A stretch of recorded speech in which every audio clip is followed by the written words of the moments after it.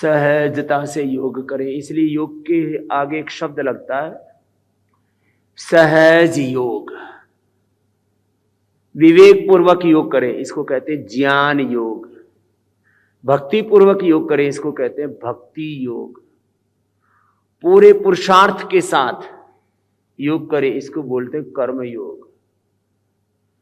अपने शरीर, इंद्रिय, मन, प्राण, चित्त, चेतना, आत्मा में संयम रखते हुए योग करें, इसको कहते हैं आत्म संयम योग। संसार से पूरी तरह से डिटैच होकर के योग करें, इसको कहते हैं मोक्ष संन्यास योग।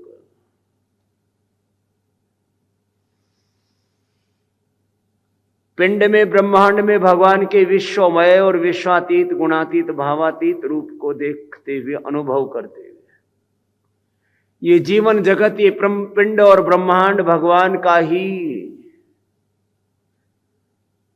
मूर्त विग्रह है और इस जड़ चेतन चराचर जगत के परे भी वही परात्पर ब्रह्म है, ऐसा मान करके योग करना, इसको कहते हैं विश्वमय योग, विश्वातीत योग, गुणातीत, भावातीत योग।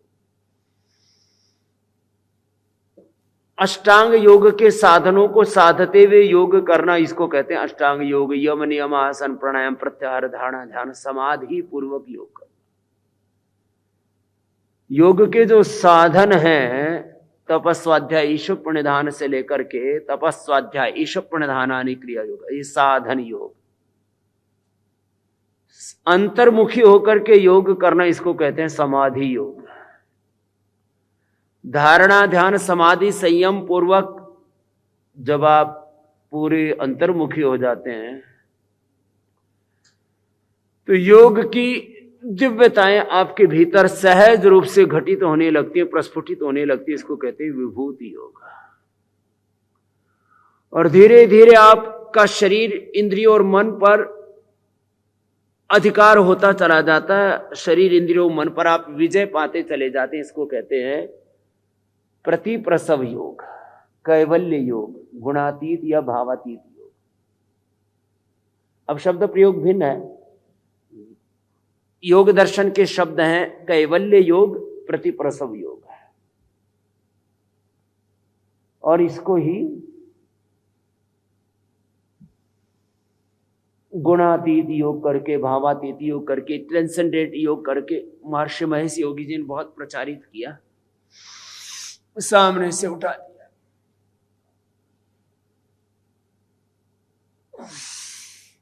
पीछे से भी उठा।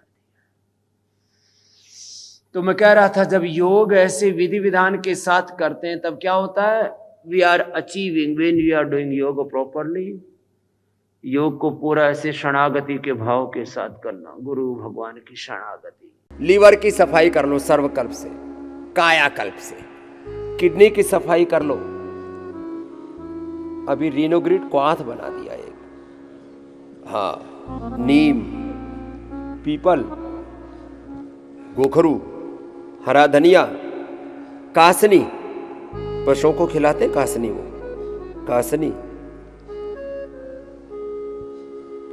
भुट्टे के रेशे, गन्ने के जड़ और दूब घास की जड़,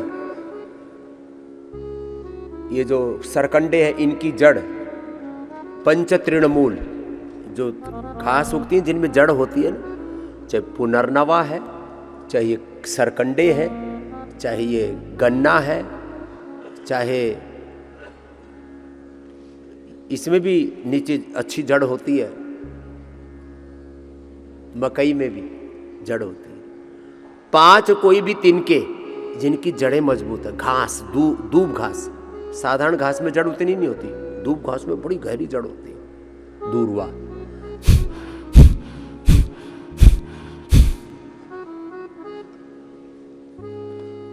ये किडनी के अंदर तक सफाई कर देते हैं। इसलिए हमने आपको अभी रीनोग्रिड क्वाथ दिया है, नया बनाया है, पिछले 1 साल पहले ही बनाया था। लीवर की सफाई, किडनी की सफाई, पेनक्रियाज की सफाई कैसे करनी, सफाई भी और दवाई भी।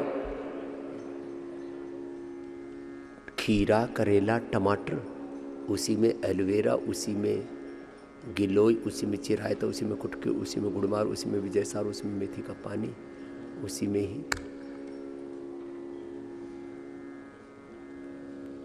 एक हमने पहाड़ से एक पौधा मंगाया, वो भी ऐसे पूरे देश से हमने इतना, पूरे देश में अलग अलग बीमारियों के लिए जिन जिन दवाइयों का प्रयोग किया जाता है, रतपतिया, एक विजयसार की लकड़ी होती है, वो भी किसी किसी को एक जड़ी बूटी से फायदा हो जाता है। हमने सारी चीजें, देखो ये रतपतिया पहाड़ पे होता है, उसका थोड़ा सा ये हमने ये सब प्रबंध हमने किया हुआ है।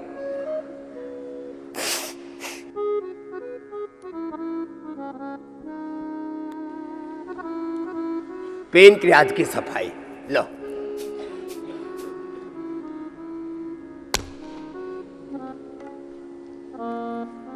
वात में पित्त हो जाए तो पित्त अंदर बढ़ जाता है, आंखों से पीला पीला, अरे रामा रामा, पूरा शरीर पीला पीला, नाखून पीले पीले, पेशाब भी पीला पीला, तो क्या करें? तो वीटग्रास, एलोवेरा, शीशम, पीपल, बेल। कल एक भाई मिला, बोले बाबा जी मेरी बच्ची को दिसंबर जनवरी के महीने में भी हाथ पैर से पसीना टपकता है। लो, बच्चे को यह हालत रहती है जब पित्त बढ़ जाता है तो क्या करें? तो वीटग्रास, एलोवेरा,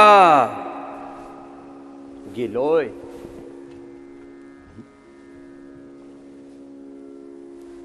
सब चीजें ना, वीटग्रास, एलोवेरा, शीशम, पीपल, बेल और ये गिलोय तो त्रिदोष नाशक है, सब बीमारियों में काम आती है। पित्त कितना ही बढ़ा हुआ हो, नीम आयुर्वेद का विधान है, कटु रस पित्त नाशक होता है। जिनको बात अंदर से पित्त बढ़ा हुआ है, वही तो पित्त। अब देखो, वात पित्त कफ के बारे में थोड़ी आपको गहरी बात बताता हूं। पित्त बढ़ता है उसी से, सोराइसिस, एक्जिमा, लिकोडर्मा, ये जितने भी रोग होते पित्त बढ़ने से होते हैं। पित्त बढ़ने से बीपी बढ़ता है, पित्त बढ़ने से गुस्सा आता है, पित्त बढ़ने से मन बेचैन रहता है, पित्त बढ़ने से नींद उड़ जाती है, पित्त बढ़ने से पूरी शरीर की जो जीवनीय शक्ति है ना, उसका डायरेक्शन डिस्ट्रैक्टिव हो जाता है। अपना ही शरीर अपना नुकसान करने लगता है। पित्त अपने ही शरीर को अंदर से खाने लगता है। पित्त बढ़ने से एसिडिटी होती है, पित्त बढ़ने से अल्सर होता है, अंदर से घाव कर देता है, शरीर को खत्म कर देता है।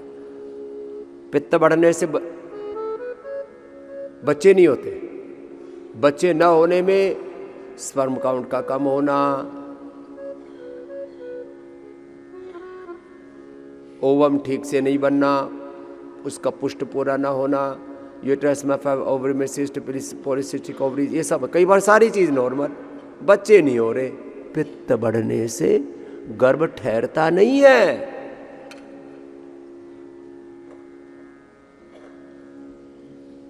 ये जो प्रकृति है ना, स्पर्म ओवम से लेकर के एक एक सेल की प्रकृति है, उससे बनने वाली टिश्यू, उससे बनने वाले ऑर्गन, उससे बनने वाला पूरा सिस्टम, किसी क्यों पित्त प्रधान प्रकृति है, समझो।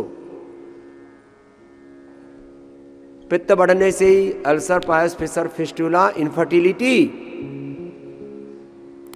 उत्तेजक आहार, उत्तेजक विचार, उत्तेजक जीवन, हमेशा आग लगी हुई है। ये है पित्त बढ़ना। कफ बढ़ने से गांठे, कफ बढ़ने से मोटापा, कफ बढ़ने से प्रमाद। कफ ज्यादा बढ़ गया और उसका, वो कहते हैं इसका नजला बालों में उतर गया, बाल सफेद, आंखों में उतर गया, आंखों पर चश्मा, नाक में उतर गया, नाक टेढ़ी, कान में उतर गया, सुनना बंद। ये सुनाई कम देना कफ के कारण से है। इसलिए आयुर्वेद में ये सिरोधारा करते हैं, नस से करते हैं, कर्णपूर करते हैं, ये सब अंदर के कफ को निकालने के लिए करते हैं। लंग बस्ती करते हैं, स्टीम देते हैं, स्नेहन स्वेदन करते हैं, फिर विरेचन करते हैं, ये इसी के लिए। रक्त मोक्षण, वात मोक्षण, ये सब अंदर की गंदगी को निकालने के लिए। जननेति, सूत्रनेति, सारी चीजें इसी के लिए तो है। कफ बढ़ने से सब प्रकार के इन्फ्लेमेशन बढ़ते हैं, और वात पित्त कफ तीनों थोड़े थोड़े बढ़ जाएं और वो डीप चले जाएं तो कैंसर हो जाता है। वात वाला पहले बताया, चूंकि उससे सारी दर्दें मुख्य रूप से होती है, और फिर ब्रेन नर्वस सिस्टम के डिसऑर्डर्स और इवन HLB 27 जितने ऑटोइम्यून डिजीज MND है, वात रोग है और कुछ नहीं है मेरे भाई। इसे मैं कहता हूं चलो करो अनुलोम विलोम।